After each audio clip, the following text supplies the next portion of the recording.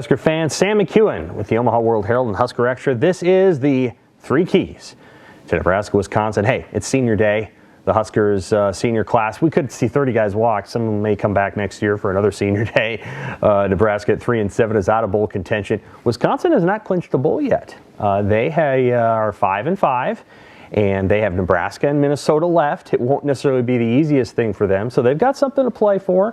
They're not going to win the division. They've got an interim coach too, and Jim Leonhard, who's probably going to become their permanent head coach. Mickey Joseph probably not going to become Nebraska's permanent head coach, and so we have this clash. And Casey Thompson is probably going to be back, and that's our first key. Casey at the bat. Well, okay, so Casey under the center, or whatever you want to call it. Nebraska's not going to win any games without Casey Thompson. I think that's been made abundantly clear since he got hurt and had nerve damage in his right hand.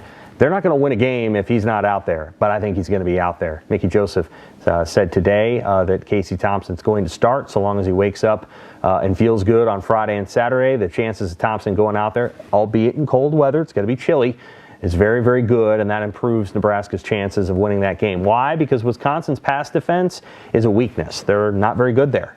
They do give up some big pass plays. They've given up almost as many 20-yard pass plays this year as Nebraska, and as you can recall, Nebraska had some rough moments earlier in this season against the pass. So I think Wisconsin's pass defense is vulnerable.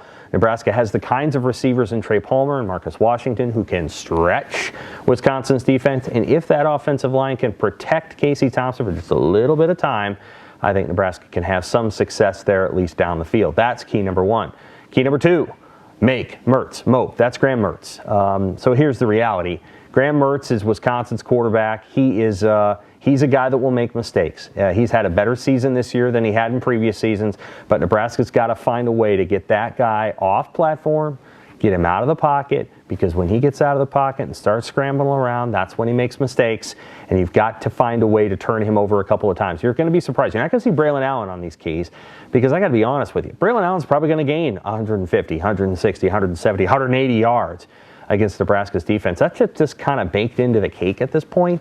That's what Nebraska's run defense is. That's what they've allowed against, when you put them all together, Chase Brown, Muhammad Ibrahim, and then Blake Corum. They've all gotten about 130 to 160 yards. I think Allen might get a few more because he's kind of hard to bring down, and Nebraska's defense is a little depleted. This is the 4th straight week they've played sort of a power football team, so Nebraska's going to be feeling it a little bit.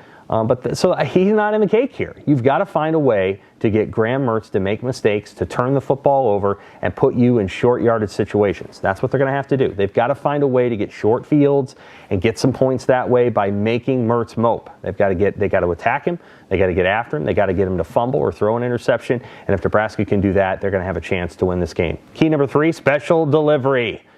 For the first time in like many, many years, my memory doesn't even go back this far, Nebraska has a better special teams unit than many of its opponents.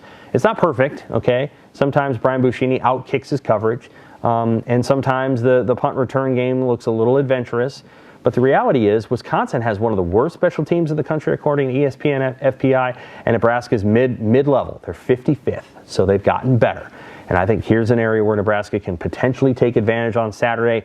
Look forward in the kick return. Tommy Hill, he's been close to breaking one. He really wants to break one. And then look forward also in the punt return game with Nebraska trying to block a punt of Wisconsin's. I think that might be something that they try to do to flip the field and to change advantages.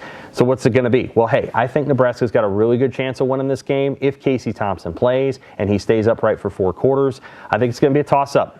Flip a coin, people. I know Wisconsin's a 13-point favorite, but I would be surprised if the Badgers came in here and just dominated it. I think it's going to go down to the 4th quarter. I think it's going to be a pretty good football game. And who knows? Maybe Nebraska will get its first win in a decade over the Badgers. Okay, that's our 3 keys.